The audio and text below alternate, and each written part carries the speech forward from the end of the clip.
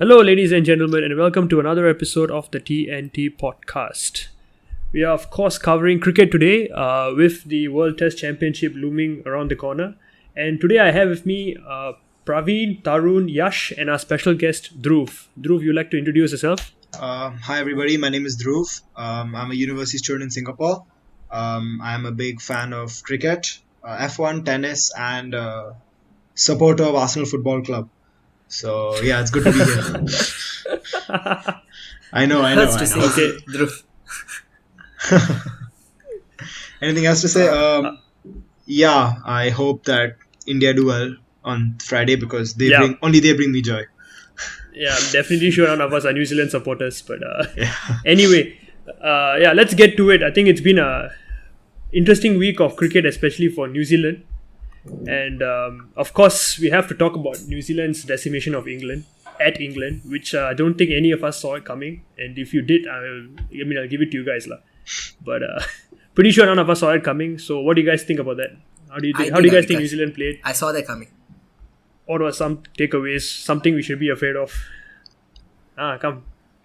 You saw that coming up, right? Yeah, absolutely. I saw that coming. So you really thought a New Zealand win? Yeah, I really thought New Zealand is going to win because tell me why. I really think that New Zealand is going to win next weekend or so. So yeah. Oh, that's not very good. Okay, but do you think England's loss? Do you think that victory was more because of England being bad or New Zealand being too good? I think both. Anyone can answer actually. Both. No. Dhruv, what do you think about that? I think it was England being bad. Like, as much as I respect and rate New Zealand, I do think that England's batting collapsed. They haven't looked very strong for a while, and they didn't have, many of the star players. No Stokes. I feel like no Stokes is a huge thing because it hampers them bowling-wise as well. But New Zealand are good, but when you look at their team, a lot of their players are inexperienced. Like, I'm sure we'll talk about Conway in a bit and whatnot, but I do feel like they're not a strong team the way you would imagine Australia being a strong team. That being said, their bowling is fantastic.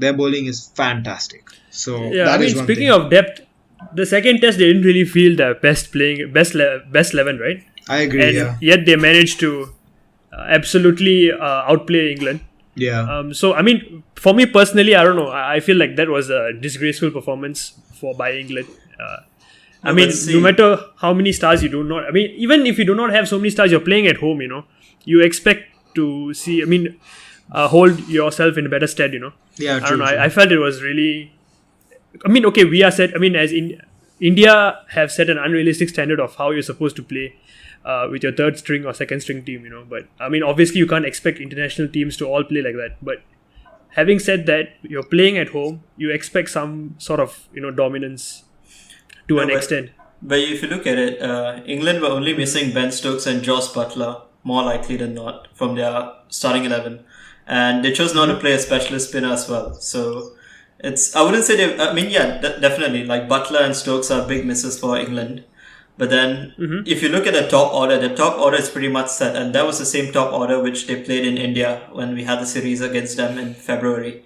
So, it's just a very poor batting performance in my opinion from England. They have youngsters and according to what I'm hearing, they played really well in the county crickets there. But obviously, when you come to international cricket, it's a new step above from what your county cricket is. But regardless, these players they should be used or more accustomed to the conditions in England, which unfortunately they didn't bat that well enough. So it's just poor performance from New Zealand, for England actually. But New Zealand, but New Zealand played really well. Like definitely their bowling attack, like Dhruv said, it's incredible depth.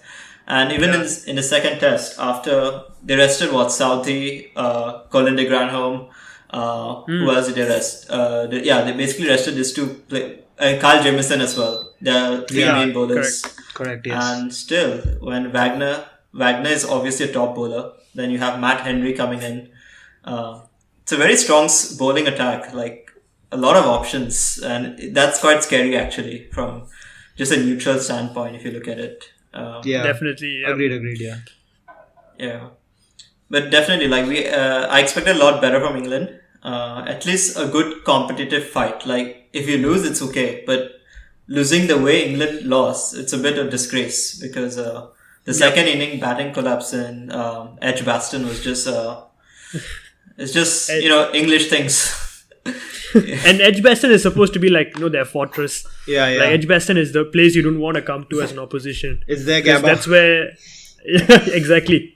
And their fortress was like, our breach. Don't get us wrong. I mean, India's breach was amazing, but this breach was absolute. Like, I think they Destruction, went, yeah. absolute destruction.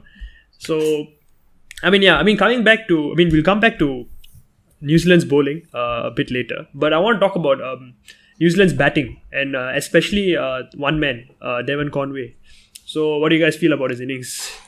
Both matches actually. I played well in both matches. He basically had a dream start, isn't it? 200 at Lord's very first innings at the home of cricket. Yep. Doesn't get any better than that. The interesting thing about Conway for me is Conway is actually a very T20 player. Like how Rishabh Pant is. He loves to go after the balls. If you have really watched him. Like, I watched him actually. Yeah, I remember earlier this year, I think, Australia Was it came against to... Pakistan? No, okay. Australia came to the New Australia Zealand. series. Okay. Yeah, the T20 series, and Conway made like 97 in some 30-40 odd balls or something. So he's a very T20-like player, and to see him come to Test cricket and adapt the way he adapted in the very first game is actually, it just shows the mental strength and a lot of adaptability which cricketers have to go through when you're changing formats. And To be honest, actually, I don't know. I share a different view from you, but I thought that he was more of a conventional stroke player because I watched him bat actually. I do not know if I don't remember watching him bat in Australia, but against Pakistan, I thought he played more conventional strokes than your normal pinch hitting, which you would associate with Rishabh Pant and all these big shot players. So I personally thought that he was more of. So I'm not really surprised to see him do well at the test level because I thought he had the technique from the start, from the get-go. Right. Yeah, I'm really happy for him. And if you guys actually read up about him, he actually was born in South Africa, and I think he wasn't doing well in the domestic circuit, and he took a chance. He sold his car. He decided to change, to get a fresh start in his life, and he moved to New Zealand, and he started from the lower ranks, and then he slowly fought his way back up to the top. And right now he's opening for New Zealand in the World Test Championship final. So Pretty good, yeah. it's pretty inspirational. Yeah.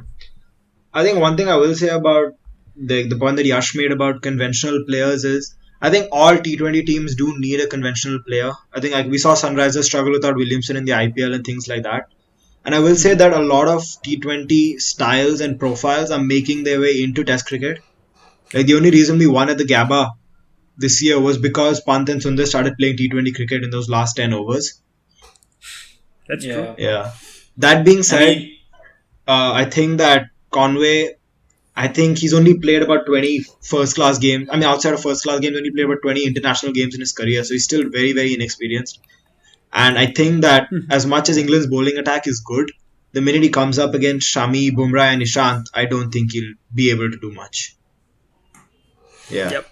You have a lot of confidence in our bowling attack, which is very nice to see. I'm very confident. Yeah. I'm confident in our bowling attack as well, but you can't discredit Conway, He faced Anderson and Broad the very first time he's played Test cricket, and Anderson and Broad are basically in the top 10 of leading wicket takers in Test cricket. So, I would say that Anderson wasn't probably in the best of forms this Test series because he only got like 2 or 4 wickets in both games, I think. I can't remember exactly. But he didn't bowl that particularly well, I think. Anderson, compared to Broad. Broad was firing in properly. But, once maybe he faces our quicks, Shami, Bumrah, Ishant, he might face more troubles. But I think that's the benefit which New Zealand have, that they have already played competitive cricket in those conditions. They have a better idea of compared to us in those conditions, at least when it comes to batting first. Let's say if they go into bat first. Definitely. On the topic of Conway, I thought the other batters also played pretty well. They played their part. Someone like Will Young coming in.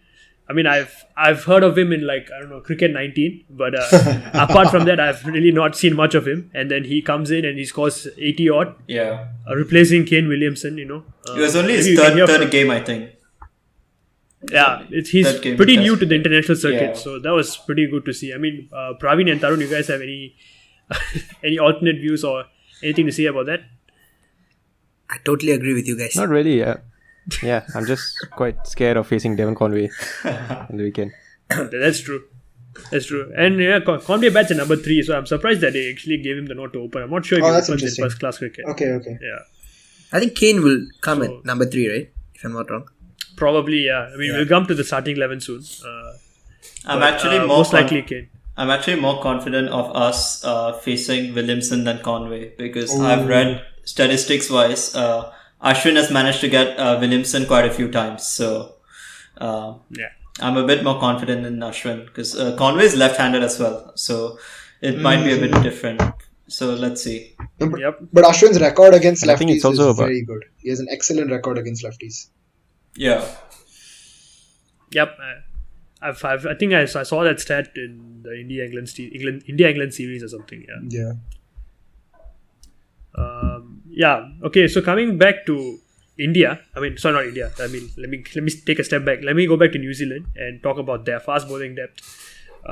So we saw like all these. I'm not too sure if Matt Henry will start the test in the final, but we saw bowlers like Matt Henry. Neil Wagner has always been a fantastic bowler for them, especially in Test cricket. I mean, he bowled with a broken foot in one of the Test matches, if I'm not wrong. Yeah.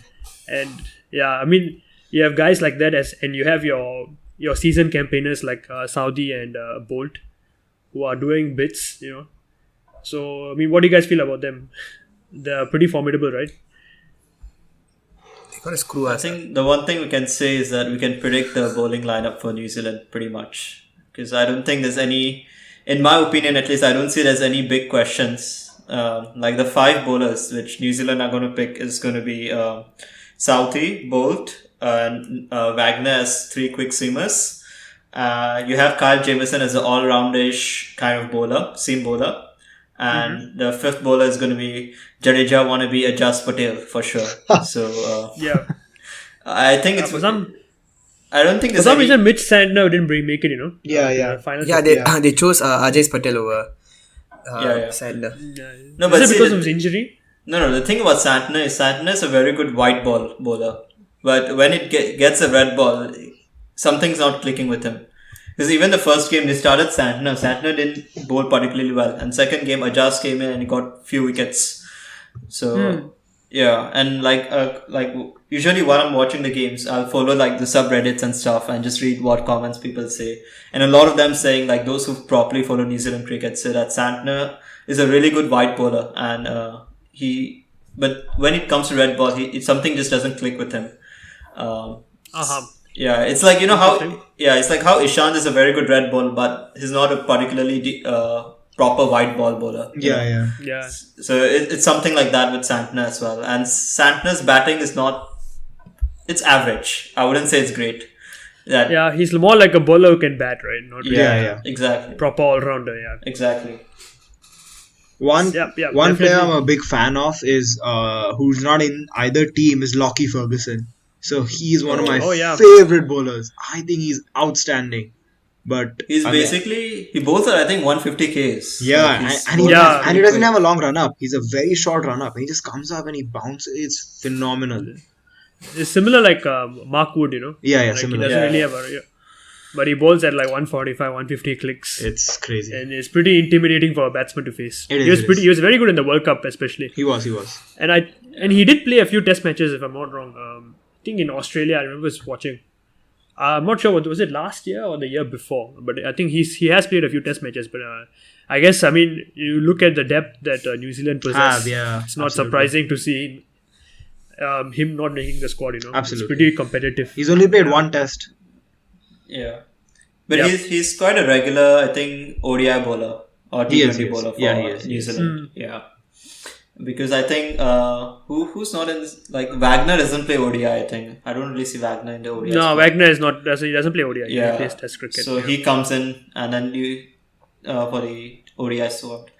But Ferguson's actually he gets the ball to bounce a lot as well through his pace, which makes him quite troublesome. But I think that's what Wagner does for New Zealand, I guess. Although Wagner bowls probably 15 kms a bit slower, but. He apparently there's one statistics I wrote most week like the amount of wickets Wagner gets is usually always short ball wickets, like in Yeah, Test he does. cricket. I remember watching the Australia series. I think he was bouncing Matthew Wade a lot, and it was a fun little confrontation. It was, yes, correct. He kept taking it on his shoulder, and then he didn't give any reaction. He just stared at him, and then there was like a nice little battle, and then Wagner was clapping at him or something. It was good. Like it was good. It was like Wahab Riaz was a Shane Watson in 2015 World Cup, something like that. It was similar to that kind of confrontation. Yeah. But definitely New Zealand's bowling and batting is something to fear for us Indians. But I want to go to the other side, which is India, and talk about their most recent practice match. So maybe we can hear from Praveen or Tarun. What do you guys know? What do you guys feel about the practice match that took place not too long ago? Taru, you want to go first? Okay. Sure. It's the practice match. It's a good way to get some heat into the players. Get their feet, find their feet. Get their pace going. But compared to the kind of preparation that New Zealand have had with their time in England before the match, I feel like honestly it's not going to be sufficient for India to just pace. Take this as all the preparation that we need, lah. So I think the bottom line, regardless of the actual result of the practice match itself, I think the main thing should be to try to make sure we are as ready as possible to face a team that has just, like you guys mentioned, they've just done bits against England in England. Yep, that's true. I mean, I can safely say that New Zealand have a slight advantage going into the match. Because they've played in England. They know the conditions. Very, very safely you can say that. And I would say that the sharpness, they're more match fit compared to the Indian players. But could you also say that they're, because of playing 2 test matches right before the final, they are maybe more tired? These players are used to playing a 5-match series all the time. So that is true to an extent. But I'm talking about, definitely fatigue does play a part, especially in test cricket, it being the toughest format of the game. Do you guys think that? True, but I think they have rotated pretty well. I think New Zealand have rotated pretty well. Good point. Okay. Good point. Yeah. That's fair point, yeah. Yeah, definitely. so I think their fast bowlers, Saudi took 6 wickets in the first match, he got rested after that. He got rested after that, So, yeah. Mhm. And not like Matt Henry didn't do it. Like he came in and demolished them. So, yeah, we really can't play against left quicks. I think Bolt and Wagner, we're going to suffer a lot because of both of them. Yeah, actually, I was thinking about it. Like, we have most likely our openers are going to be Shubman Gill and Rohit Sharma. Do you guys think they're going to struggle against the fast bowling quartet? Especially given they are all stroke players, both of them. I think what I feel is that both of them are pretty established ODI players. So in terms of the short ball, I think they'll do really well. But especially Shubman Gill. If we bat first, that first day opening hour and whatnot is going to be very, very difficult because those guys will come in green top, pace, bounce, carry. I'm a little worried. That being said, I don't think that Mayank offers a better option than either of these two. So Gill and Rohit are probably our best chance, and maybe even counter-attacking. So I think That's true. Mm-hmm. Personally, I feel like Pujara is going to play a huge role. He did play a huge role in Australia because the players around him can bat. They can play their shots. Like you have Rishabh Pant at one end, and you can have Pujara at another end, one guy is going to block, take body blows, and the other guy can play free-flowing attacking strokes. Yeah. So I feel like especially in challenging conditions such as in England, someone like Pujara is going to be invaluable to us. Yeah, but I think Pujara doesn't have the best records in England, I think. I can't remember, but if I'm not wrong, he's not that, he doesn't have best records in English conditions. Which is quite surprising, actually, for a player of his caliber. Because I remember the last time we toured England, Pant scored a century or something in that game, one of the test series against England, a couple years back, I think. I think the opening is quite set. I'm not sure how. I think I agree with Dhruv. In terms of short ball, we are quite okay because I think Rohit Sharma's favorite shot is a pull shot as well. So we should be fine with the short ball. But then we have to really gauge the swing. How much the pitch swings carries and everything, because like Dhruv said, in the opening hour it's going to be very crucial, especially if we have to come in and bat first and the conditions are overcast and stuff, because me and Dhruv were just chatting about it before the podcast. It looks like it's going to rain during the 5 days, at least 1 or 2 days it might rain. Yeah. Okay, that's interesting. Yeah, So I'm just looking. I actually got Pujara's stats, so it's quite interesting. So in England and Wales, right, he averages 29.41. yeah. Oh, See, I no. told you. It's quite a bad It's pretty average. bad. Yeah. And his worst average in terms of country is in New Zealand itself. He averages about 20. Okay. So that doesn't bode well for us. As I mean, that kind of just refutes my point when I say that he's going to be a crucial player for us. But it's one match. You never know. Maybe he might turn up. Yeah, I think for me, like how Tarun mentioned just now, it's going to be a case of like New Zealand. They are pretty match sharp for sure, and some of their bowlers especially will be quite fresh. But for us, the problem is we are not that match sharp in that sense. I mean, yeah, for sure we've had practice matches and stuff, but in practice matches we are facing our own bowlers, and practice pitches are not like they're not real pitches which have proper swing and everything. If I'm not wrong. So they are basically just flat pitches where the ball just carries, if I'm not wrong. So it's going to be interesting, because we should definitely, like, if we win the toss, we should bowl first regardless, because it's better if we are on a back foot through bowling than through we are batting. Because if we are batting and let's say our batting collapses because we are not match sharp enough, we don't gauge the conditions well enough, it puts us in a very stage of back foot stage in the stage of the game. Whereas let's say if we bowl first and New Zealand score a few runs, we are still in the game sort of, we'll understand the pitch a lot better through the New Zealand's innings, and as a result we'll be able to bat better, hopefully. I don't know, that's what I think. I mean, there's also another, I can also offer another argument saying that the pitch conditions might get worse and that batting can become a bit more difficult later on. Yep. Yeah, So for, that's for always sure. that. Yeah. So, I mean, personally, I thought, based on the practice match itself, Shubman Gill and Rishabh Pant were star performers.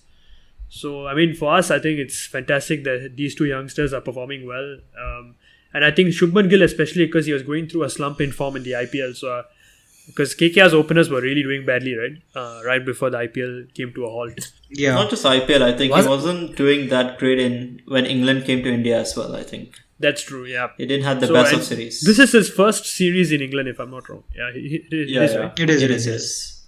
So, I mean, I'm not sure how he's going to fare, but I mean, 85 in a practice match, I mean, given our fast bowling lineup and our quality of our spinners, I think 85 not out is a pretty impressive knock. And Rishabh Pant, as usual, I think he hit like 121 of 94 balls or something like that. He went full T20 mode. AFL T20 mode. He doesn't. I mean, that guy doesn't change his game in any format. So, for me, he's a hit or miss. But right now, it looks more likely a hit than a miss, based on his recent form. No, but I think one thing which I realized about Pant through the Australia series is he matured a lot as a batsman. Like, he knew when to go after it and when to just sit back and take the blows, just play a bit defensive cricket. So that's one area where Pant has really progressed, I feel. Because I think there was one spell by Nathan Lyon in Australia. I can't remember whether it was Sydney or Gabba.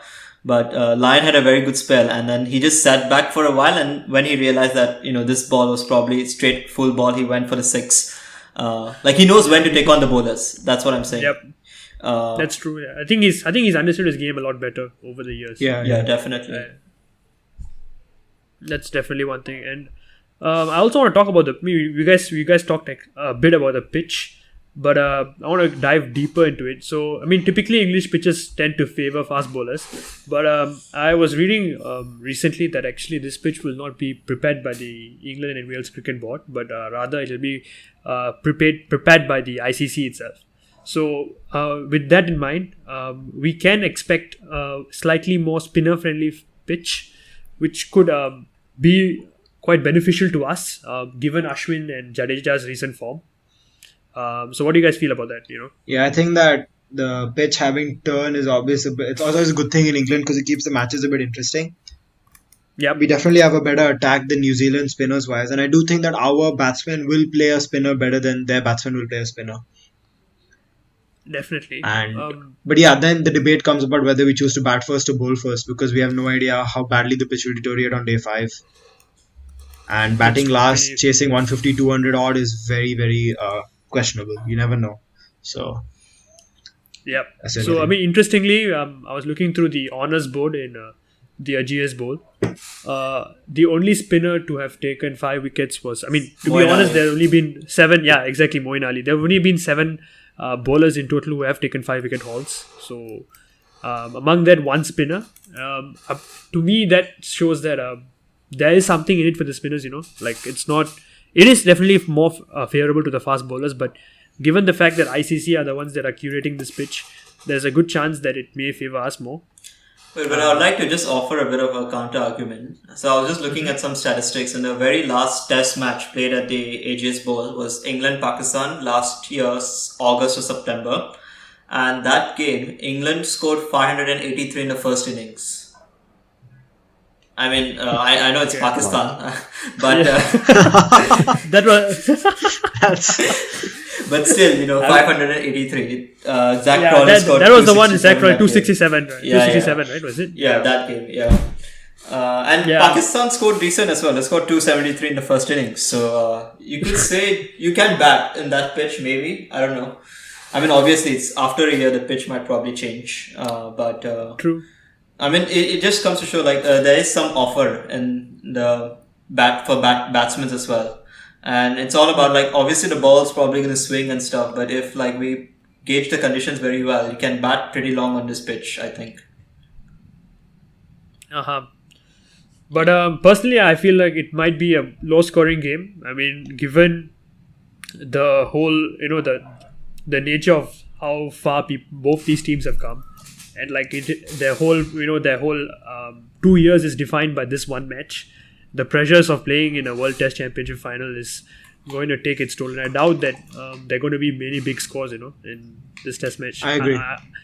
For me personally, I see it as being a more even contest between bat and ball, and I can see the ball dominating more than the bat, simply because I do believe that batting is a lot harder in no pressure situations, especially in Test cricket when the ball is doing as much as it does.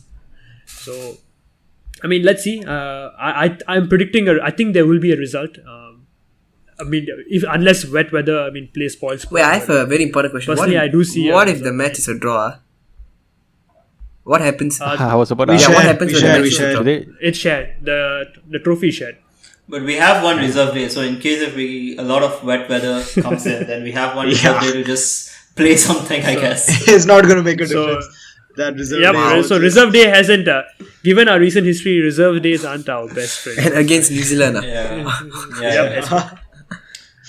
Gives me a lot of flashbacks. Yep. I don't like it. All of us were watching from somewhere, and it was a heartbreaking match. All of us.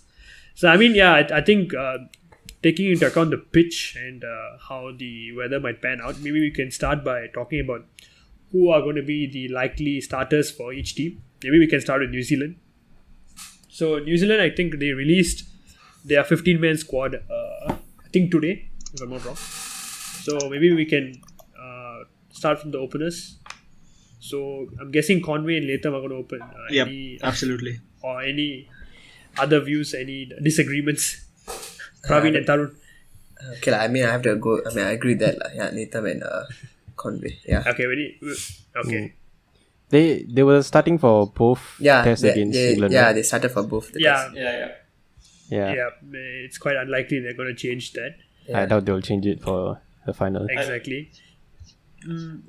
3 is a no-brainer unless, There's an interestingly, I don't know injury. if Kane is injured, I think things will be a lot more interesting. I know he hasn't had the best of series, but it's hard to judge a guy based on one match because we all know how classy Kane is, and given his recent form in the IPL as well, we know that he's just one innings away from proving us all wrong.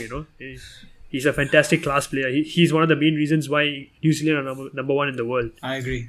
So, for me, I think Kane goes in there, barring injury. Pretty sure. I think there's no debate here. No, but I think it's good to go because if I'm not wrong, they took it as a precaution to rest him for the second test Correct, against yes. England. And he practiced just in today. case- Okay. Yeah, that's why. And I think he'll definitely he's pretty safe there, like in terms of his injury wise. Yeah. And obviously, like as fans, like just general fans of the sport, I don't want to see Kane out of the game of a final because they'll just take away that extra, what do we call it, like spectacle of the occasion, of the World Test Championship. Yep. You want everyone. You want like the best players to be Exactly. Yeah, exactly. Yeah. So and obviously, like Kane, I think first test in England, he didn't play that well. He got scored 20 odd runs, I think, and got out onto the stumps. If I remember watching it, yeah. But like you said, classy player. He'll turn up. He usually turns up on the big occasions, from what I've realized. So yeah, hopefully he's fit enough, which I think he is. Yeah, Praveen, you wanted to say something? It would be just said that, like how to say, if India loses without Kane, New Zealand, Yeah. I mean, humiliating. Like without Kane, and we It's still like- lose. It's like Australia losing to us with our third string team. It's something like that. Okay. Okay, like, not as bad as that, but still, yeah. Yeah. Okay. So, okay, I think Kane is set in stone. Then we have for Ross Taylor. I think, again, no debate. Because The problem seem with- to be... Yeah, but the problem with Ross Taylor is I've been watching both the test matches and he's been quite edgy the way he bats. He hasn't looked comfortable batting. Like I don't know if you guys watched the games. Yeah, I did watch it. Yeah, I mean he did score 80 odd runs in the second test, but it took him a lot of balls to get in, and England didn't particularly bowl that well against him in the second innings. So like I think like if our bowlers manage to get that edge. Players like Taylor, they are looking quite edgy at the moment, and we should look to capitalize on them quickly if, let's say, they come into bat. Because those first few balls, like let's say 4-5 overs, the batsman faces are the most difficult overs because you need to adjust to the pitch, the conditions, and everything. So it'll be quite interesting. But obviously, I don't think there's any question. I don't think New Zealand have anyone to replace Taylor. If I'm not wrong, from what I was hearing, Nasser Hussain or someone was saying that Will Young is actually tipped up to be Ross Taylor's succession. But that's in the future. Yeah, that's obviously in the future. But I mean, if you score 80 odd runs in like after replacing Kane Williamson, I mean that puts you in pretty good stead. Yeah. I like Will Young. I watched him bat. It was very nice to see him bat. It's just a shame that there's just no spot for him in the final. Actually, you never know. I'm not sure. I'm not too sure. See, okay, so I mean, number 4 is set in. I mean, pretty set. So you have your number 5 and number 6. So I'm guessing number 6 will go to BJ Watling because he has been playing pretty well at that I think position. Henry Nicholas. number Five five? test match as well. I would say Henry Nicholas Who's number 5? had a wonderful series. Yeah, he did. But would you consider Will Young ahead of him? I don't think so. No. Who's I why think would Henry you Nichols goes in. Nichols, Yeah. is it? Sorry. Number 5. Sorry. Who's batter number 5? Nichols, is it? Yeah, Nichols. Yeah, it's either. I think it's between Nichols and Young. I mean, for me, or there's Tom Blundell as well. But I don't think Blundell really did. I don't think Blundell will make it in the squad. I mean, like the starting line. Sorry. Yeah. Yeah, I Blundell doubt will it. not make it because Watling is one of the most underrated keepers in the world, I think. So he won't get it as a wicket keeper. And he's not good enough as a batsman. So By the way, Watling. Yeah, sorry, go on. I was just saying it's Watling's last test match as well, so he's definitely going to start. Yep, I was just going to say that. Yeah, so he's going to retire after the World Test Championship final. So for them, I'm pretty sure that Watling has done enough. Even though it's his last Test match, they have no obligation to start him. But I think he's done enough to actually warrant a starting place in that final. Oh, absolutely. Yeah. So, okay, I'm guessing Henry Nichols. Okay, personally, why I would go Henry Nichols over Will Young. I know Will Young has performed well, but I think that left hand in the middle order will provide you some variety for you as a team. So I would prefer Henry Nichols just purely for the left hand in the middle order itself. Yeah, but just a side argument to put in. Considering Ashwin, who's very good against left-handers, do you think maybe New Zealand might want to put a right-hander instead? Because New Zealand have a lot of left-handers if you look at their squad. They have who's Tom Latham, Devon Conway, Williamson's right-handed, then who's Henry Nichols is left-handed, Watling is right-handed. Then you have, who's number 6? Jameson, I think. Jameson's right-handed. Then even their bowlers, Bolt is left-handed, Wagner is left-handed. Almost half their squad is left-handed if you look at it. What I will say is, I don't think New Zealand would compromise on a strong batting lineup just because there are a lot of lefties. So they'll probably play for their team strengths first instead of trying to negate India's strength. So they just play their strongest team as much as That That's is yeah. that is true as well. Yeah, but I mean, if two batsmen are performing well together, I don't know. For me, I don't know. I tend to be a bit more biased towards left-handers because I feel they can offer more to the team. But yeah, I mean, rightly said, Ashwin does pose a big threat to these left-handers. So let's see. But I think we can settle on Nicholls purely because of more experience. Yeah, definitely. Yeah. Okay, so we have Nicholls and BJ Watling 5 and 6. Then 7. Colin. We Jameson. have.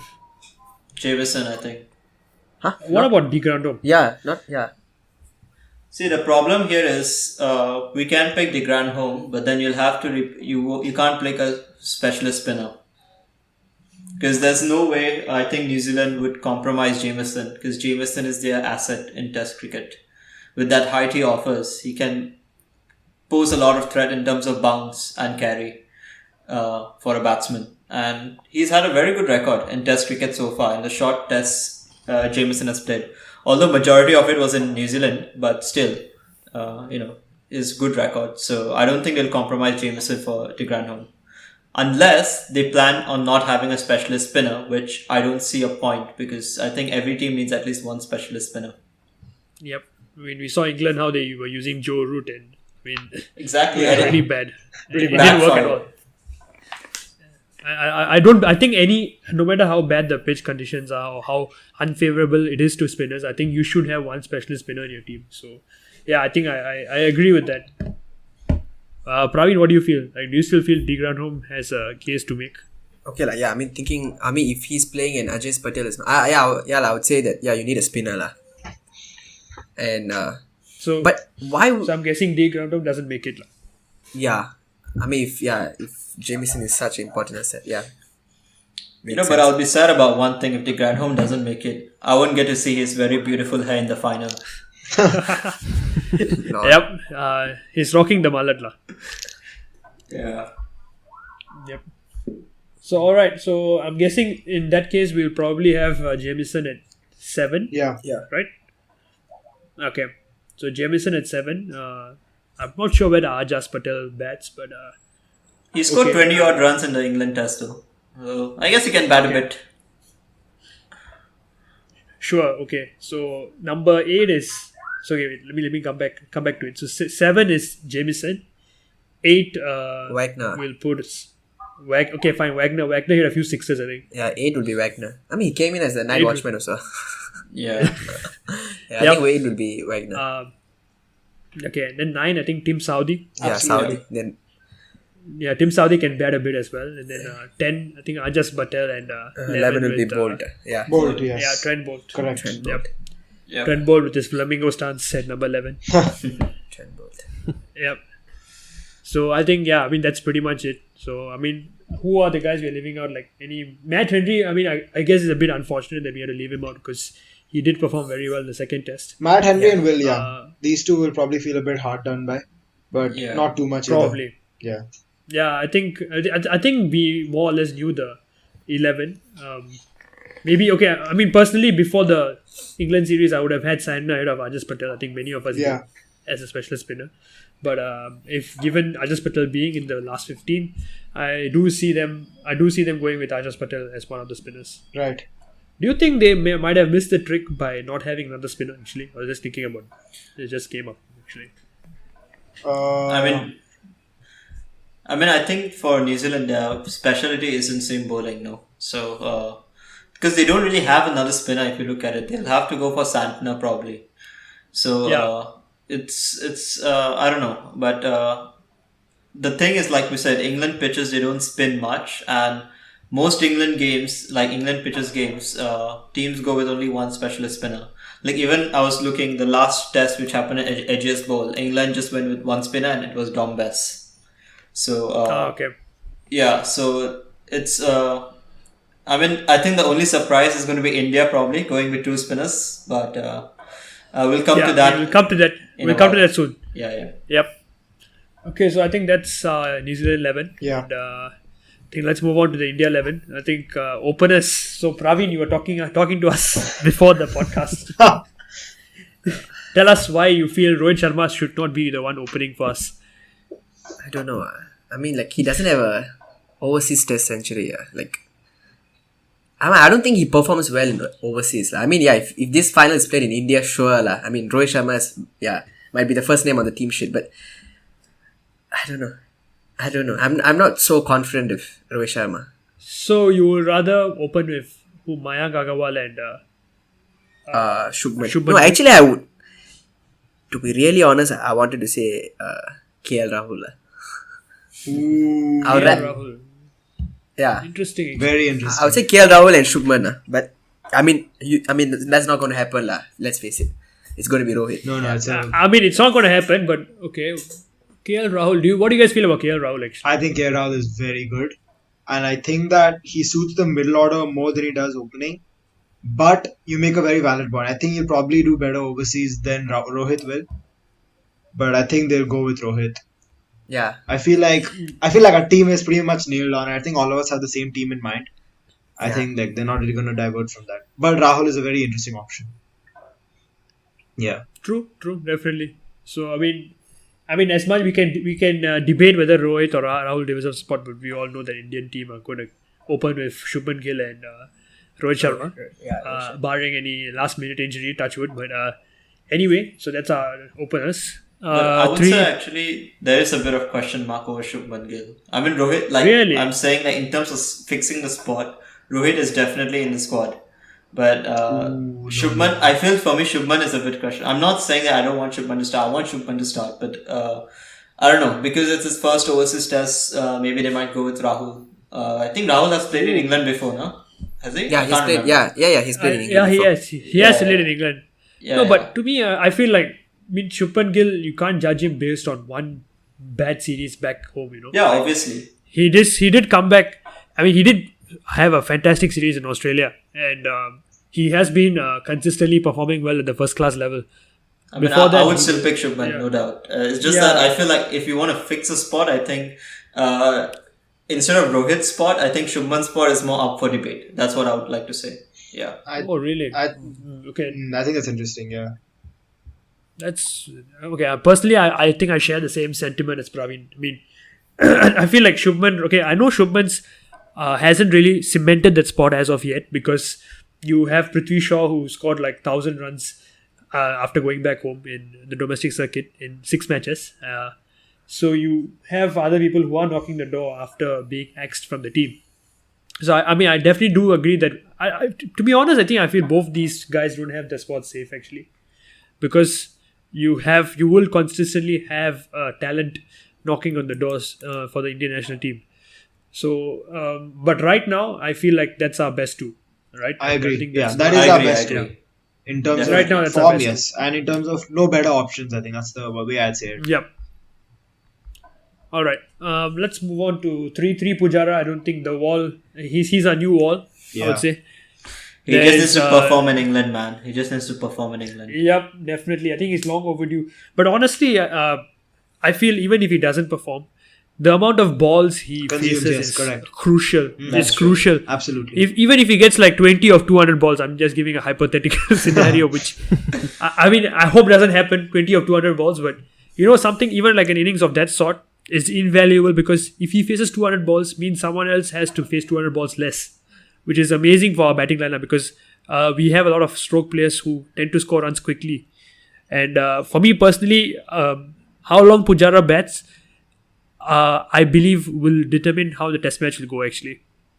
Yeah. What do you guys feel? Yeah, do you guys feel sure. like Pujara is or is some other player going to stand out for you or more pivotal to the team? I think that Damn. there's one player, very underappreciated player, who's going to stand out, and that is obviously we'll get to Rahane. Correct. Rahane is our best overseas batsman, and he is going to do very well on Friday. He is. Really? I think Okay. so. I Yeah. hope so. Okay. I mean, interesting. To be honest, he hasn't been of the... Okay, let's come back. Okay, I mean, I think 3 and 4, Pujara, Kohli, enough said. Okay, Yeah. I don't think. His century Kohli is is still just- due, man. How long has it been since he scored a century? Yeah, Ages. it's been ages, honestly, and I hope he does get one in the. I mean, no better way to get it because he hasn't won an ICC trophy in God knows how long. Yeah.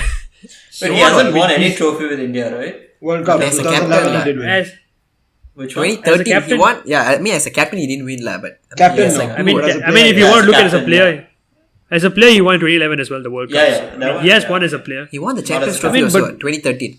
Yeah, the one with Dhawan played well. 2013. Yep, Mr. ICC. I don't know how Dhawan is not inside. He's a Mr. ICC, you know. But he's not a very good test match batsman, I think. Yeah, I mean, I I get think it. Yeah. he's okay, I mean- but yeah, I think Kohli. There's no debate. Okay, let's just move on to Five also, And, five also Rahane, but no Ra- debate. What. There's no debate. Yes, but you talked about Rahane doing well. I thought personally that Rahane wasn't performing well before. I mean, after his century in MCG was one of the best knocks overseas, no doubt. But after that, he had a pretty, I would say, mediocre run. Not nothing too great. Yeah, And he like didn't a lot of really people score are- much. He didn't score much Yeah. in the Gabba and even what was Sydney, I think. Yeah. Yeah, and I forgot. He had a. Did he have a very good series in England? I forgot. I mean, sorry, in India against England. Decent series, I think. I can't remember. I think it was Decent, decent yeah. series. decent. Like, Yeah, it was Yeah, decent. lah. decent. there was really nothing much off note as far as I remember. But yeah, I mean, okay. So Dhruv, why do you feel he will perform that well? You know, like I think is it that purely because of the overseas? I think A, it is the overseas record, and B, I just think that he gets himself attuned to the surface a lot quicker than the other players do. I always have this memory of like our first test match away, him usually batting quite well and the others struggling, him and Pujara. I remember the first time we won away in Australia as well, 2018, Uh-huh. the series where Kohli didn't play so well, but Pujara played really well. Jinx also has some really good knocks in there. And I feel like he has this really nice ability to steady the ship. He does it really well. And he's he runs between the wickets well, he communicates well. So I think that he's the really good asset to have at number 5. Like, one of my favorite players. Okay, let's see. I mean, I also hope he does well because I think he's overdue a big score. And let's see. Hope he gets it in the world. I mean, no better time to do it than the World Test Championship final. You know. Yeah, absolutely. Yeah. Yep. Okay. 6. So obviously we have our Rishabh Pant coming in Yeah, at number 6. I don't think no debate. About again Superman. no debate. Again, no debate unless someone has a case to make for Saha after watching him hit a 6 against Jadeja in the practice match. I don't know. But I mean, okay. What do you guys think about his keeping though? Like It's a lot of people improving, rate. I think Yeah. it's improving. I mean, see, the Like thing what- is, keeping is something. It's a skill which takes time. I think, like you get better the more experience you have in it. Because like in certain situations, let's say in match situations, he might not have had that keeping experience as basically to keep. But then over time, like he's been keeping for the test side for quite some time now, I think, hasn't it? Yeah. Maybe Saha comes in on and off, I think, as a keeper. But Yeah, they prefer. I mean, Saha. They say that Saha is the best keeper in India. Yes. But in terms of obviously Saha doesn't provide in terms of batting, offer so he's- much in terms of batting. He doesn't offer as much. Yeah. So I mean, Rishabh has been improving in terms of his keeping, but I mean, if you want to make a case of Saha, I really see it through his keeping. You know. Yeah. Apart from that, I think Rishabh Pant is a sure starter. He's a match winner, as we saw in Australia. You know. Yeah, but see, I don't see a lot of mistakes Rishabh does in terms of keeping as well, honestly. Like, I don't know I'd why say that- people keep on criticizing his creeping. Like, okay, maybe some certain situations, because you see, we have been so accustomed to the quick reflexes of Dhoni that, when Rishabh does something, it's sort of like people, he's not that great of a keeper. I mean, that's just my opinion. That's how I feel about him. But I feel he's actually been pretty good keeper. Like, I have no issues with I him would as being say- his keeper. I would say that we'd have to value the relative, like, what would happen if Pant dropped a catch? Like, because we know Saha won't drop a catch. So would Kohli be able to sacrifice, 50, 60 odd runs, knowing that maybe Jaddu and Ashwin could provide it, in exchange for security? I mean, obviously it sounds dumb, but, Okay, actually, no. Honestly, it's an interesting point you raised. Like, I mean, that catch could determine a test match. Exactly. It could be a catch of Williamson. He goes on and gets a century. Exactly. You never know. And does the If I'm not wrong, in the England series, someone dropped Conway. I think it was Broad who dropped Conway, and Conway scored 200. Yeah, exactly. So my point is that would you be willing to sacrifice a potential punt run load if you know that Jaddu and Ashwin behind him could, carry the burden? And Saha's not too incompetent a batsman as well. I think he's okay. Yeah, definitely. I mean, Yeah, but I was watching the highlights of the IPL final in 2012 or something. He actually scored an IPL final century. He's a pretty good batsman. Yeah. I had no idea about this actually. I only found it out recently. No, but see, like you said, you mentioned that let's say 50-60 odd runs, a punt drops a catch and he gives 50-60 odd runs on Ashwin, Jadeja, whoever it is. But then you back punt to get those 50-60 odd runs back quickly himself. If you look at it. That is true. But I mean, Punt as a batsman, I mean, yes, he has had recent form, but Punt as a batsman, his attacking style of play does come with a lot of risk, And given the fact that he only has 2 innings in this case to perform, provided we are given 2 innings, you never know. I do see a good argument. I mean, yeah, that's the thing. Imagine we actually win by innings defeat or something. That'll be damn sad. That'll be way too sad. That'll be an anticlimactic end, but heartbreaking. Yeah. No, but honestly, I just don't see how you can question a lot of Punt's position in the Test team. I'm not saying to question it, but that is a downside we may have to face. I'm not saying his place in any jeopardy. Yeah. See, no, I think it's a good point actually. Honestly, I think there's no debate that Punt will start, but he does. I mean, I think Dhruv does provide a good point in that that one catch missed, which is more likely to happen with Punt rather than Saha. Correct. That could cost us a bit more dearly than if Saha was playing. But and then again, you're right that in terms of batting, Punt is miles ahead of where Saha I agree, is. Yeah. Wait, but let me just bring one stat out to you. In terms of catching, right? This is not regarding Punt, by the way. In terms of catching efficiency in the slips, New Zealand have 91% catching efficiency, and India has only 75% or something. I read this 2 days ago. So it's in the slips, okay? So it's not punt only. That's what I'm saying. It's not punt only. We have to back who's in the slips, Rohit Sharma, and whoever else. They need to catch as well. So no, but our slip catching has improved. Pujara, Rahane, Kohli and all they got a lot better. I remember there was a series where we dropped everything, but now I think we've gotten a lot better. There's a lot more security in the slips. But I'm just saying that you shouldn't put the blame on Punt. Let's say if he drops one catch, because I'm pretty sure someone in the slip is definitely going to drop a catch. Yeah, but it's coming. Yeah, but a keeper's job is a lot more. It's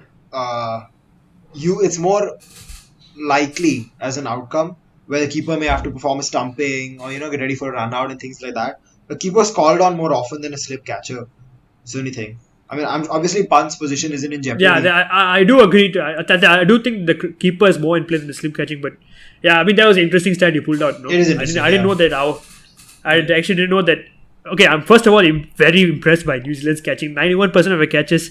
That is an insane record. I was watching the England-New Zealand series and they pretty much caught everything in the slips. They didn't drop any single which came to slips. Terrifying. There were a couple of spectacular catches there as well. So I mean, 91% is an impressive record, no doubt. But okay, fair point. But I guess you're protecting Punt a lot more than all of us. Yeah. Okay. Punt at number 6. No debate again. I mean, there was a debate, but it wasn't really. I would say it's more of a. Logically speaking, he's going to get a spot. Let's just put it that way. Yeah, absolutely. Of course. Yeah, no doubt. Okay, so this is I actually talked with Arjun. I mean, he's the other guy in our show, but he couldn't make it today. So I was thinking that before I actually found out the ICC was the one that was curating the pitch, I was thinking that actually India might play 4 seamers. Yeah. And drop one of the spinners. Do you guys still feel that India will go with 2 spinners? Yes, absolutely 2 spinners. Absolutely 2 spinners. Without doubt. Yeah. I agree with Dhruv as well. 2 spinners. I mean, how can you drop Jadeja? Just exactly. You can't drop either. Exactly. That's the thing. That's the thing. So I was okay. Let me just get the stat out. You guys can talk about. See, regardless of the pitch, right? I backed Jadeja and Ashwin to pick wickets somehow. That's one thing I can guarantee for sure. Even though if the pitch is not turning, those two will find some way to get some wickets. Forget picking wickets. It's just controlling the game. Literally Exactly. simple as that. Yep. Just controlling the game. Yeah. I mean, see, if you want to go with 4 quicks, we are going to compromise our batting then. We're Yes. going to leave one bats properly. You can even pick Jadeja as a proper batsman if you don't pick him in terms of bowling. So that's one thing you'll have to sacrifice. And I thought about this as well. If we could maybe go with 4 quicks. And the only player in my mind who came in place was actually Shardul Thakur. Because maybe he can Oh bat. my god, no, please. No. No way. See, listen. I don't back Shardul as well, but that's what I'm saying. We don't have a Ben Stokes type of play in our team right now. Hardik used to be that player, but he's not in the test So you're squad. telling me Shardul Thakur is as good as Ben Stokes? No, I'm not saying no. See, you're not getting my point. I'm saying that we are lacking that Ben Stokes play in our Yeah, squad. I get that. I Yeah. get that. Yeah, because there's no like fast bowling all rounder basically. Exactly. That's what Jameson offers to New Zealand. We don't have that batsman. I mean, I'm not saying Jameson is that good for batsman either, but in terms, if let's say we go with 4 quicks, Shami, who's that? Siraj, Bumrah, and Ishant, then we are going to compromise our batting a lot. I feel. Listen, And, I don't know anything about Shardul Thakur as a person. He might be very wonderful, but if he plays for India on Friday, I'm losing faith in our country. Okay, he cannot start. Okay, please. See, I share the same sentiments as you, Dhruv. It's Please. just I'm speaking realistically. Shardul is the only option I see if we are going to go with 4 quicks. As a batting option, okay, fair. Yeah. But no. Because we don't have another all-rounder in the whole squad, basically. I had a look at it. We don't have anyone else. Okay. Yeah. So anyway, I'm just pulling out Ashwin and Jadeja's stats. So Ashwin, I mean, this is just for the World Test Championship, so meaning from 2019 to 2021. Ashwin's bowling average is 20.88 and Jadeja's bowling average is 28.67. Oh my god. Whereas batting, Ashwin hasn't done as well, 21.07. But Jadeja's batting average is 58.62 in these 2 years. I think Jadeja is the best all-rounder in Test cricket right now, statistically at least, if I'm not wrong. I read this somewhere. I'm very sure of that. Like in terms Really? of yeah. Okay. So I mean, Jadeja is genuinely the best all-rounder we have, I would say. Yeah. Maybe Hardik Pandey comes close, but I don't think purely because Hardik of the comes fact- close. I don't rate Hardik Really? that much. No, I don't What rate I him would that say much. is that the best indicator of how good an all-rounder is the difference between their batting average and their bowling average. So if Jaddu's averaging 58 and he has a bowling average of 22, then he's a very, very good all-rounder because the difference is very high. 28, yeah. 28, yes, the difference is extremely high. Yeah, still very high, yeah. I mean, you average over 50 as you're considered a batsman. Exactly, yeah. And And bowling he's under coming 30 at is number very solid. 7. 7, yes. Yeah, Yeah, he he's coming does. at 7 and averaging 58. That's amazing. Yeah. Exactly, yeah. He's performed when it has mattered for us, So, yeah, I mean, okay, it was I guess all of us knew that probably they were going to start with two spinners, but I just wanted to add some spice, maybe to provide an alternate view. Maybe they might start 4 seamers, but No. coming to think of it, I think Yash may be right. We probably need a bowler who can bat like Shardul Thakur. Can't believe I'm saying that, but yeah, If we go with 4 Shardul seamers. That's only yeah, if we we go probably with need 4 seamers. Shardul Thakur actually. Yeah. But I don't think we'll go with 4 spinners. 4 seamers, Yep. rather. Yeah. So okay, so 2 spinners. Then coming back to our 3 fast bowlers. So this can be a bit debatable actually. No. A couple of names. I I mean, I personally have 3 in mind, but I don't know if you guys had the same 3. I'm sure it's the exact same 3. I think that our fast bowling 3 Okay. is Bumrah, Shami and Ishant. Period. Shami. Yeah, I don't know. I don't agree with Shami. Oh my. Okay. Yeah, that's why. I think Siraj should start, honestly. Oh wow. No, Okay. I think Siraj should start. Okay, wait, one thing I want to ask. I want Siraj to start as well, but in terms of, let's say, who you're going to leave out for Siraj, it's either Shami or Ishant. So I would leave out Shami. No. The question here is, what do each of these bowlers actually offer? So I know Siraj is a swing bowler. Shami is a swing bowler as well, if I'm not wrong. So that only lives with Ishan. Ishan doesn't swing a lot, I think. He's more of a... He's still a new ball bowler, actually, I would still say. Yeah, he's still a new ball bowler, but that's the thing, because otherwise we'll have a lot of repetitive type like person bowling. Let's say we have two seamers, swing bowlers, then it becomes a bit, because Bumrah is a stock bowler. He doesn't swing that much, I think. Yeah. But I mean, to be honest, like I would say in terms of fast bowling quality, India has one of the best in the world right now, which Yes. you couldn't say maybe 10 years back. So I mean, no matter who plays, you're guaranteed wickets from your fast bowlers, which you couldn't say maybe like if India were playing with three seamers 10 years back. That same assurance in a fast bowling attack isn't there. And I mean, I get your point when you talk about like swing bowlers and stock bowlers, but if the England pitches assist fast bowlers, no matter who we play, we are going to get the best out of them, or they are rather going to extract the most out of the pitch.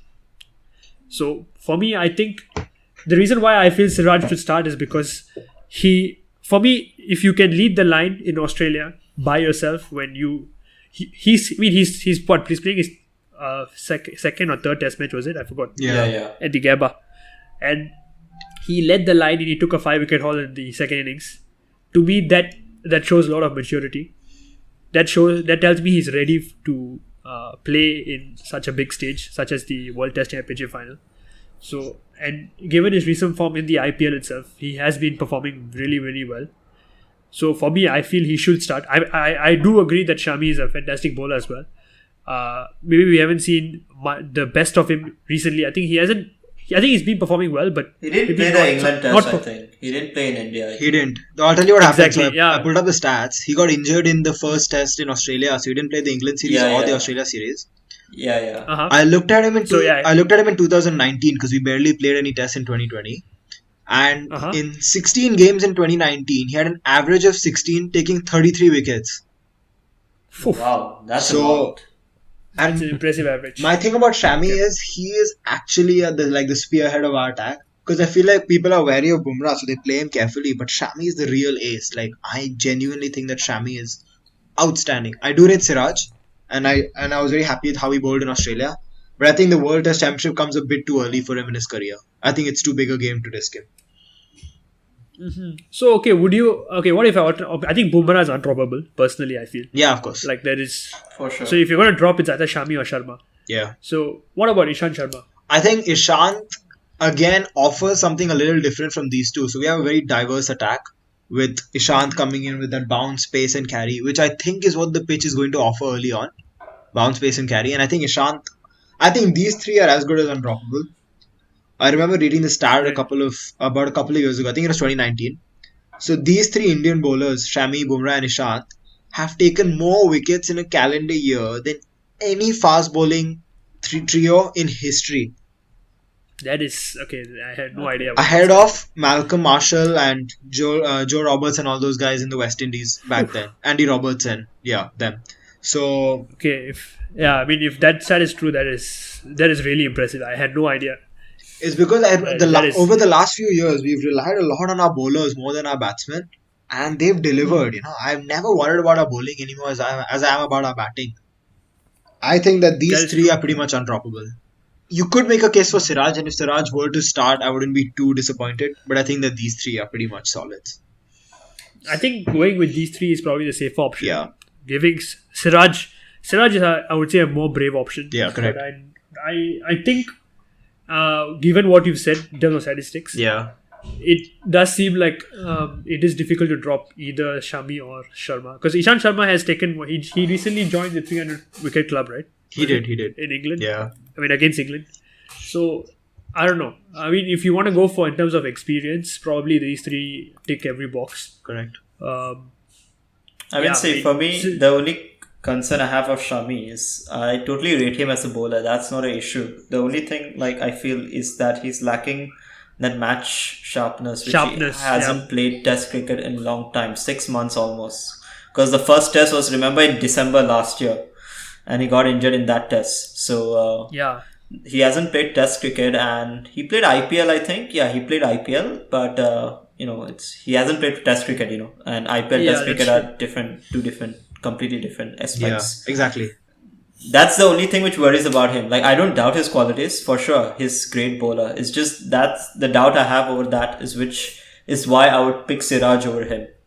But I'm fine with anyone, honestly. Like Vikas said, I expect our bowlers to pick wickets and bowl well. So I'm not too concerned whoever Ravi Shastri and Kohli picks. Yep, definitely. Okay, so I guess we can talk till the cows come home. We'll never know who starts until Friday. Yeah. But okay, I think I can live with the fact if we go for a safer option with Shami, yeah. Shami, Sharma, and Bumrah. Okay. Okay, so we've talked extensively about both the starting 11s. So now let's just get some predictions from you guys. So who do you guys going to be the man of the match? Who is going to get the most wickets and who's going to score the most runs? So maybe we can go around and ask who do you guys think is going to be the player of the match? So maybe Dhruv, you can start off. Player of the match is going to be Ajinkya Rahane. And I'll say it with chest. Yeah, I'll say it with chest. Most runs, he's definitely going to score them. And most wickets will be Ashwin. Ashwin, yeah. I feel Ashwin, yeah. Good call. Okay. Praveen? Player of the match, I would say Ashwin. Okay. Yeah, most wickets, yeah. Technically Ashwin then. Most runs. Most runs. I'll say Shubman. Wow. Nice. That'll be interesting. I love to see it if Shubman actually gets the most runs. I agree. Okay. Tarun? I'm going with Praveen on man of the match. I really want to see Ashwin do well this match. Yep. Definitely. Maybe 5, 6, 7 wickets. 6, 7? I mean, that'll be awesome. But I mean, he hasn't had a. So I think Sanjay Manjrekar recently said something. Sanju Manju again. He still has a job. He says that he's. So he said that Ashwin can't be considered an all-time great because he doesn't have a 5-wicket haul in SCNA, Sena Nations, like South Africa, England, New Zealand, and Australia. So I mean, I would love to see Ashwin do it on the bigger stage and just shut Sanju Manju up, just like how Jadeja did in the World Cup semi. So let's see. Yeah, I hope that happens. It'll be really good to see, and especially if Sanju Manju is actually commentating that match. I don't like Sanjay Manju. I mean, I'll be surprised if you do like him. That's also true. Yeah. So Tarun, your man of the match was Ashwin, right? And Man of most the match runs. and most wickets, I think will be Ashwin. Most runs, I think I will back Pujara actually. Oh, That'll be- interesting. Yeah, I I'll be mean, mad to see him put in a shift and yeah, maybe starts playing some strokes. Never know. you never know. I mean, it's as good a match as any for him to start hitting. That's true. Okay, Yash. For me, I'm going to go man of the match, Rishabh Pant. He's going to win us the game again like how he did in the Gabba and almost at SCG. And most wickets, I'm going to go for a Kiwi instead of an Indian bowler. And I think it's going to be Jameson.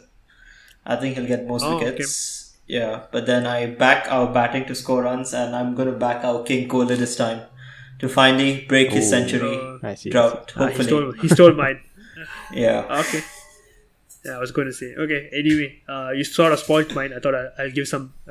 I'll get some good reaction, but you stole my reaction. But anyway, I think the man of the match is going to be King Kohli. I think what he has done for Indian cricket as a whole, him and Shastri are the reason behind our massive win in Australia. Absolutely. He has made sure that we have a constant pool of talent at our disposal. And made sure that we are competitive, whether we play our first team, second team, or even our third team. So for him as an individual who hasn't scored a century for a considerable period of time, by Kohli's standard, he still averages over 50. No issues for him. But for us as fans, we want to see him score centuries we want to see him getting back to centuries. So I think no better time to do it than the World Test Championship final. Mm-hmm. So, but although I do believe that Kohli will be the man of the match, but I still think the leading run scorer will be Kane Williamson. For New Zealand, and I think because his class is too much to ignore, and it will eventually shine in the bigger stage. And as for wickets, I am going to back Ashwin, as did Tarun and Praveen. I'm surprised all of you have picked spinner as the most wickets. I mean, I'm just surprised because we're in England. It might be a bit biased as well. But personally, I feel like Ashwin has, like, if you compare his test series in Australia, I mean, people were saying calling Lion the GOAT and stuff like that, and you see Ashwin school him on bowling. That was proper quality test match spin bowling. And I would say that you regularly back Ashwin to deliver. He will deliver. Exactly. I agree. But, like, he's the kind of guy that experiments a lot. He doesn't stick to, for example, someone like Nathan Lyon. He keeps bowling the same off breaks, maybe a slight variation, but there's not much variety to his bowling. Whereas Ashwin is always someone looking to innovate in terms of his type of balls. He has a carom ball. He has a doosra. He has a lot of different kinds of balls available to him. So I think that will eventually help him, especially if the conditions suit spinners, and I do expect something to be there for spinners, and that's why I think that he will be the leading wicket taker for that particular match. Yeah. Okay. I think that's about it. Anything else, guys? Well, let's just hope India don't disappoint us again after 2019. Yeah. Okay. See, the thing, I have a bit mixed feelings because I like New Zealand as a team and I like Kane Williamson as a captain. So it's, I mean, obviously because I'm an Indian, I'm going to support India. But Oh yeah, for them to lose another final. Oh my god, yeah, you're right. Yeah, they lost 2015, they lost 2019, and now 2021 again. It's just a bit heartbreaking. Like as a neutral, I think everyone would be quite sad. I think the best way to put it would be that if India were to lose to any team in the world, I'd rather it be New Zealand. Exactly. Yeah, that's the way I to agree. put it. Yeah. I think both teams are overdue a win, to be honest. Like, I think both teams have been so consistent over a 2-year period, that too in the toughest format of the game. So it's going to be pretty harsh on either team to lose it, and that's why I think it's going to be a draw actually. Oh, it could It's be anticlimactic. I think it might be a draw, honestly. I wouldn't mind a draw. I'd take a draw. Yeah, and probably the weather might play spoil sport a bit as well. But I do see a draw coming in. I hope the weather stays clear though. We have been waiting for this game for 2 years. Yeah. Come on, let us just have a good 5 days game, man. Come on, English weather. You always had the reserve day, bro. It's just one reserve day, not 5 reserve days. Yeah. Brian, what are you saying? You never start well, right? Yeah, we'll never start well. So it's a it's a one match, technically a one match series. And have we ever won a first match? Like, I mean, the recent times. Have you ever won like the first match? I think 2019 was the last time we did that. Okay, that's basically 2 years ago. That's not. That's when the Test Championship started. Yeah. So, I mean, it doesn't bode well for us, the fact that it's only a single match series. Yeah. But I mean, then again, the ICC said that if they would have a 3-match series, it'll be very difficult to fit it inside the cricketing calendar. So I guess you can't really blame them. I mean, obviously, as an Indian fan, you want to see the series. I mean, a 3-match series kind of final. But okay, whatever. No, but at the same time, I feel that the players will turn up because it's an occasion, final. It's an occasion. So when you consider it as such an occasion as perspective, then whether we lost the first test in a lot of series, it doesn't matter. Like, players will, I don't know, like, psychologically, it's a different, step when you step into the field in that perspective. So I expect us to turn up. The only question is who's going to turn up better. Yeah, that's true. Definitely. Okay, I think that's about it for the World Test Championship. Okay, guys, if you listen this far, thank you so much for your support. So we have a surprise coming up from Friday onwards. So we're going to be covering a date. The test match itself on a day-to-day basis. So we will have an upload both on Spotify and YouTube. So do check us out on both these channels. The link is available in our Instagram bio. And apart from that, nothing much. Hope you guys enjoyed the episode, and see you guys. Ciao, guys. Thank you. Bye-bye. Thank you guys.